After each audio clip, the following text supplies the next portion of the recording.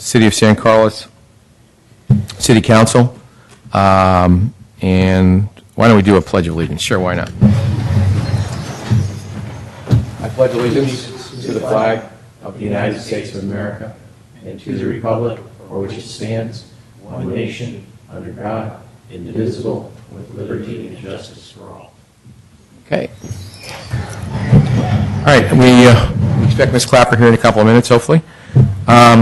Item number 2 is public comment, and I know we have one speaker, Mr. McKenna. Would you like to come up and speak? Welcome. My name is John McKenna. I'm a 43-year resident of San Carlos. I'm a retired aircraft maintenance controller and mechanic. For 33 years, safety has always been my priority, and I'm fortunate to say my company has always backed me up.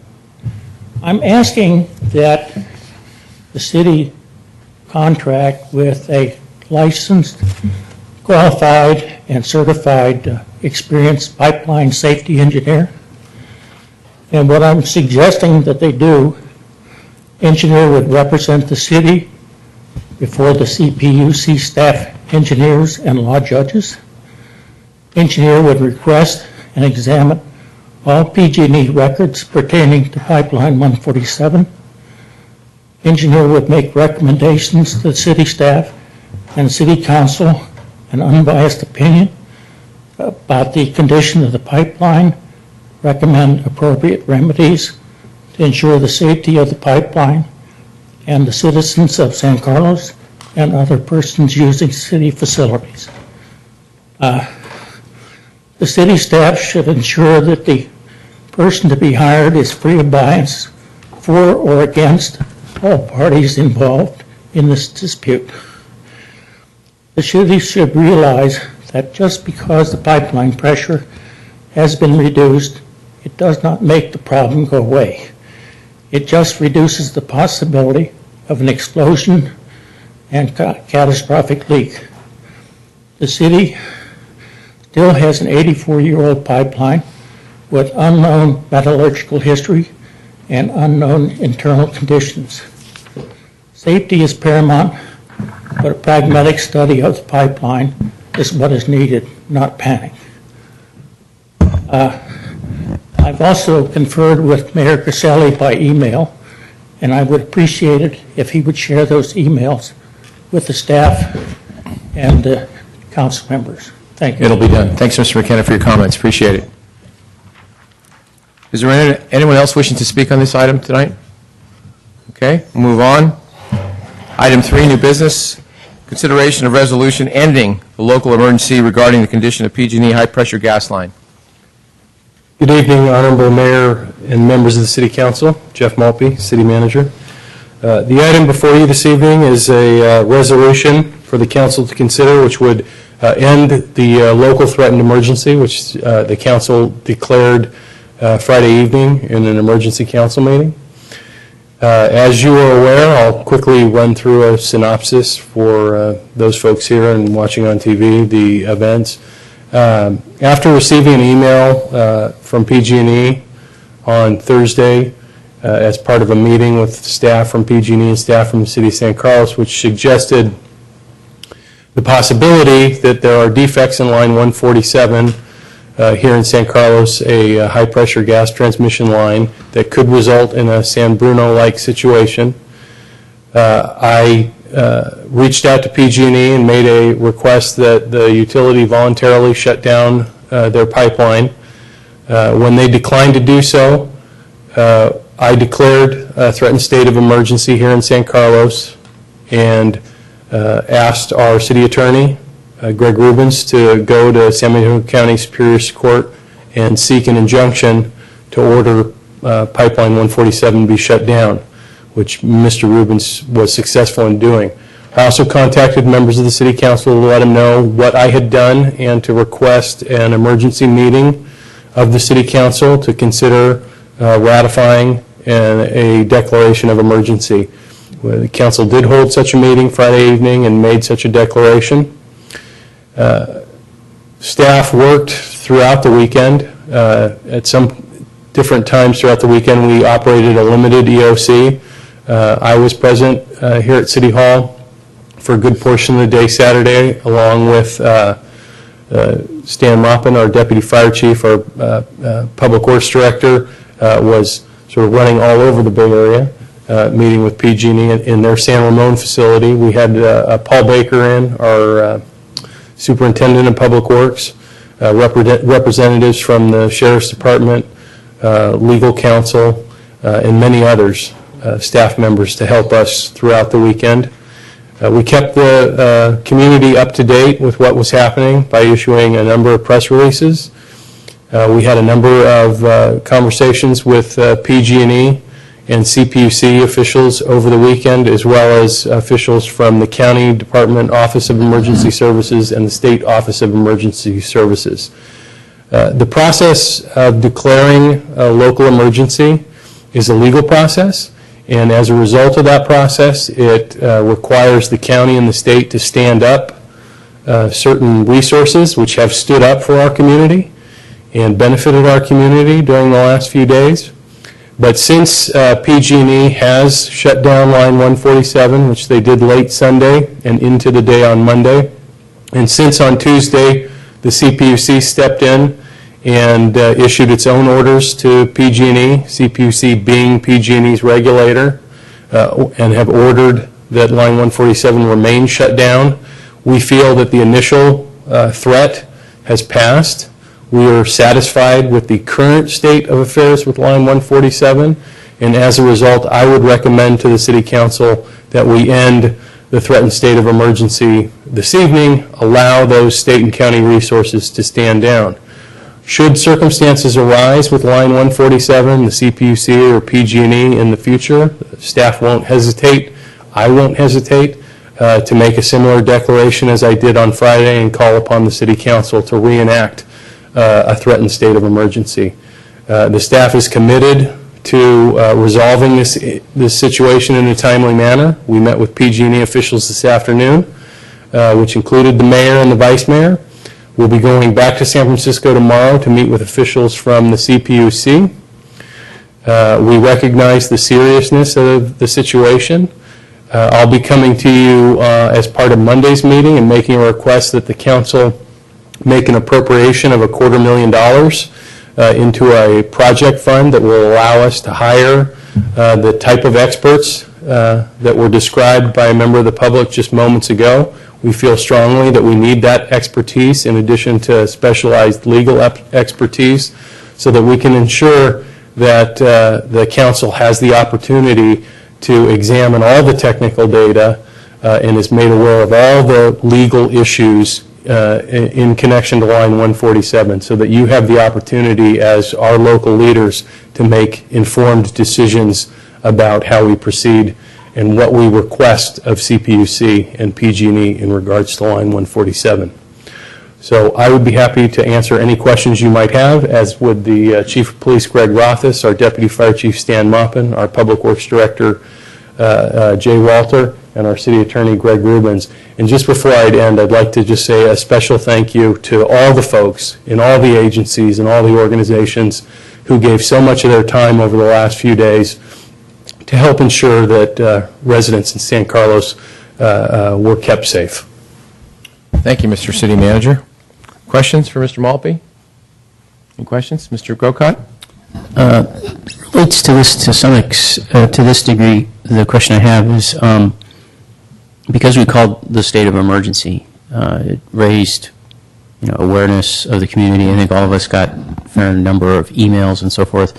And so I'm wondering if, as part of our action, we couldn't also do some type of outreach to the community with city staff, and I don't know if the CPUC could be at such an event that we could hold, but certainly city staff, and I would think that representatives from PG&E might want to attend something like that.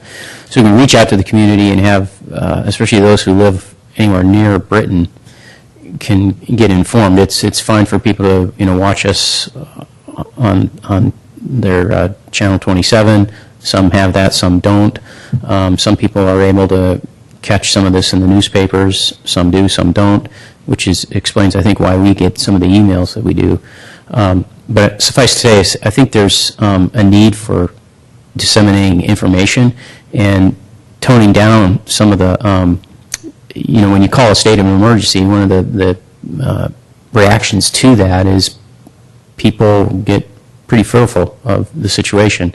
Whether or not that's called for, one can judge. But I think having some type of forum where people can get informed and have the facts can help tone down the fear factor to some extent. Is there any way we can do that? We've had conversations this week with PG&E about holding some town hall meetings with them. As you might imagine, there's still some disagreement between the city and PG&E on some primary issues. We're going to try to work those out here in the next week or so that we can go forward. I think a unified message would be a much stronger one to the community. If that's not the case, then we're prepared to go forward with just city meetings to provide the information that we have and continue to do outreach. In the meantime, we'll continue to do written updates frequently on the city's website and e-notify system for residents, as well as continually update the council on this issue at all of their upcoming council meetings. But it is our hope to have some special community meetings on this. Okay. Other questions? Mr. Olbert? Yes, Mr. Mayor, thank you. Actually, not questions, just a couple of comments. One is I completely agree with Councilmember Grocott, and I'm glad to hear that we'll be doing, in addition to town hall kinds of meetings, near-term communications. I also just wanted to say that I don't know if we could do it as an action or just a consensus here. I actually would think it'd be a nice thing if we authorize the mayor to send a letter out to not only the staff but to all of the agencies who did help us, to thank them for standing up for us and for the sacrifice that they made. And then lastly, the other last comment I have is I would encourage staff to continue to research ways to react again if the line ends up being repressurized sooner than we think is appropriate. The meeting we had with PG&E officials today, I think was a good meeting, but it's also very clear to me that they operate under a significant burden of having to meet customer needs, and so their priorities may not be exactly our priorities, or the balance, I should say, of priorities might not be exactly ours. And having used the lawsuit route once, I'm not sure if that's available again, but whatever it is, I think we ought to have some kind of standby thinking about what we would do if we have to. Absolutely, and I think that'll be a large part of our discussion with the CPUC tomorrow in terms of understanding what options are available to the city as we move forward, not only in the short term here, but in the long term as we seek to be an active partner in managing the future of Line 147. We don't want this to be something that comes up today and fades into the background tomorrow. Okay. Mr. Mayor, I have Yes. just one other question. Sure. Just a clarification of terms. You had said in your verbal report just now that PG&E has shut down the line. And actually that caught me off guard a little bit earlier today because if my understanding is correct, I thought I had read something, I think from the city manager's office, that the line was shut down.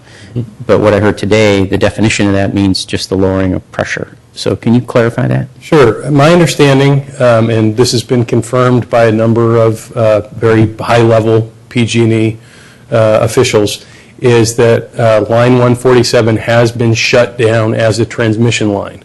So the valves on either end are closed. It's not currently able to receive or pass through natural gas as part of the transmission system. So in other words, it's isolated. If, for some reason the transmission system experienced a spike in pressure at this very moment, Line 147 would be isolated from that event. PG&E has left gas in the line. They've allowed the distribution system to naturally bring down the pressure to 125 pounds per square inch from the 300 pounds it had been operating at on Thursday. And there's a few reasons for that, according to PG&E. One, in an emergency situation, they may elect to just go ahead and reopen line 147. That's obviously really between them, the court, and the CPUC today. We don't have control over those valves, they do, but apparently at some point they expect to repressurize and reactivate line 147 as a high-pressure natural gas transmission line, and having some gas in the pipe is important for that process.